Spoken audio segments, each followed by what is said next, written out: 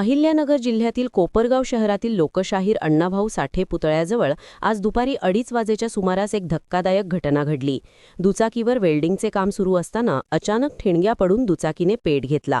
काही क्षणांतच आग भडकली आणि परिसरात भीतीचे वातावरण निर्माण झाले। घटनेची माहिती मिळताच आसपासच्या नागरिकांनी तत्परता दाखवत आग विझवण्यासाठी धाव घेतली। स्थानिकांनी पाणी व इतर साधनांच्या मदतीने आग आटोक्यात आणली। सुदैवाने या घटनेत कोणतीही जीवितहानी झाली नाही किंवा कोणी जखमी झाले नाही। मात्र या घटनेमुळे वेल्डिंगसारखी कामे करताना आवश्यक ती खबरदारी न घेतल्यास किती मोठा धोका निर्माण होऊ शकतो हे पुन्हा एकदा स्पष्ट झाले आहे। नागरिकांनीही अशा कामांदरम्यान सुरक्षा नियमांचे काटेकोर पालन करण्याचे आवाहन करण्यात येत आहे। कोपरगाव एक्सप्रेस न्यूजसाठी सुनील ससाणे, कोपरगाव।